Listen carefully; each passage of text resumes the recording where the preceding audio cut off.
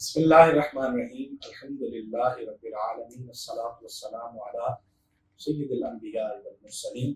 ناظرین، ماہ ذی الحج کا آغاز ہوا ہے اور قربانی الحمدللہ ایک ایسی سالانہ ہمارا تہوار ہے جو حضرت ابراہیم علیہ السلام اور جناب اسماعیل علیہ السلام کی سنت ادا کرنے کے لیے ہر مسلمان کوشش کرتا ہے کہ اپنے تئیں اس میں اپنا حصہ ڈالے اور کوشش کرے اور اس کو ادا کرے اور اس نیکی کو حاصل کرے، مگر اس کے لیے کچھ ضروری مسائل ہیں جن کو سمجھنا بڑا ضروری ہے۔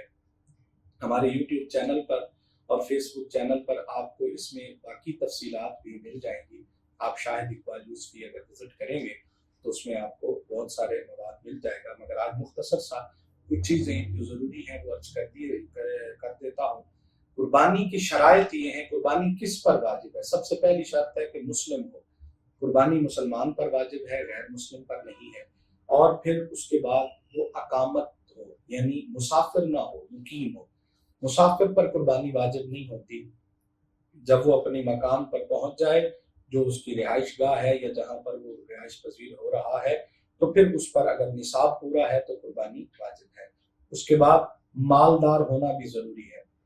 غریب شخص پر بھی، جس کی ایک وقت کی روٹی بھی پوری نہیں ہوتی، اس پر قربانی واجب نہیں ہے، چونکہ اس کا نصاب ہے کہ اتنا مال ہو، اس شخص کے پاس اتنا مال ہو کہ جتنے مال کے ہونے پر صدقہ فطر واجب ہوتا ہے اتنا مال اگر ہے، تمام تر ضروریات نکال کر، تمام کر قرض اور تمام چیزیں نکال کر، اس کے بعد اگر جو ہے نا 52 تولے چاندی یا اس کی قیمت کے برابر کچھ بھی ضرورت کے معاملات نکالنے کے بعد اگر کچھ بچ رہا ہے تو پھر اس شخص پر بھی قربانی واجب ہے، وہ ضرور کرے گا۔ اس کے بعد ذی الحج کے 10 دن، ان کی بڑی فضیلت ہے۔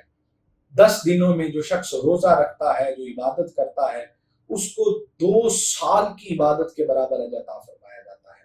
اور جو 9 ذی الحج کا روزہ رکھے اس کی بڑی فضیلت ہے۔ آقا علیہ السلام نے فرمایا جو اس رات میں قیام کرے اس کو لیلۃ القدر کے برابر رات کو قیام کرنے کا اجر ملتا ہے۔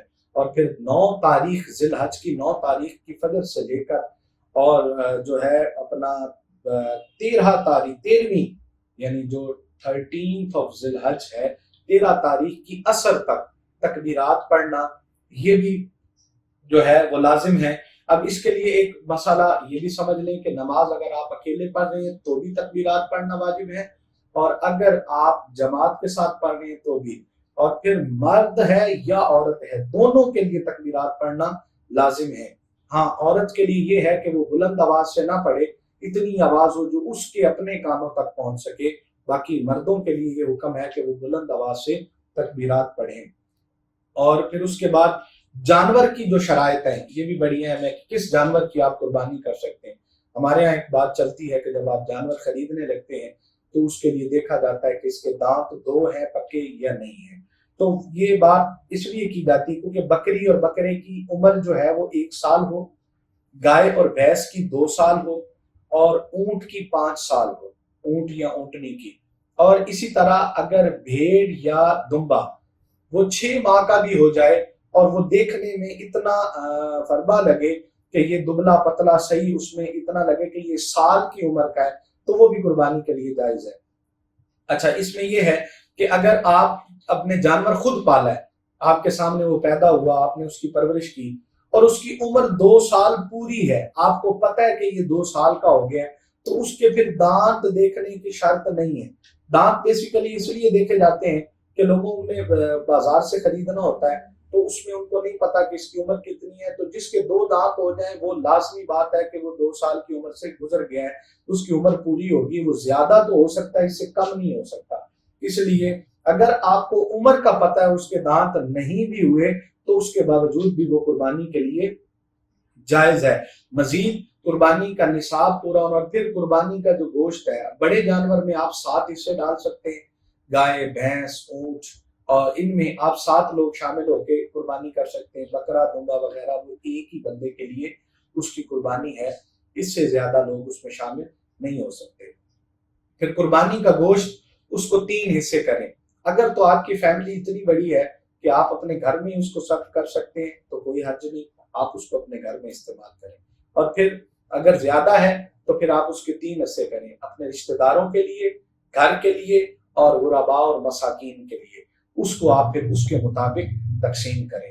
تو یہ قربانی اور دکھاوے کی قربانی نہیں کرنی چاہیے کہ ہم جانور اس لیے خرید کے لاتے ہیں کہ لوگ دیکھیں اور کہیں کہ فلاں نے ایسا کیا، فلاں نے ایسا کیا، اللہ کے لیے، کیونکہ اللہ پاک کے ہاں بندے کی نیت کا اجر ملتا ہے، جیسی نیت ہوگی ویسا اجر ملے گا۔ اور اگر اس کی نیت یہ تھی کہ میں نے لوگوں کو دکھانا ہے کہ میں نے اس طرح کی قربانی کی، تو ڈیفینیٹلی پھر اس کا اجر بھی اسی طرح کا ملے گا۔ اور اگر اس کی نیت یہ تھی کہ میں نے اللہ کی رضا کے لیے کیا، کرنے لگا ہوں یا کروں گا، تو پھر اس میں کوئی آر نہیں ہونی چاہیے۔ تو اللہ کی رضا کو مد نظر رکھتے ہوئے یہ فریضہ سر انجام دیجیے۔ اللہ پاک ہم سب کا حامی و ناصر ہو، اور ہمیں اس فرض کو ادا کر کے اپنے نفس کی قربانی کرنے کی توفیق عطا فرمائے، اور اب ہمیں تقوی اور طہارت کی دولت عطا فرمائے۔ السلام علیکم ورحمۃ اللہ وبرکاتہ۔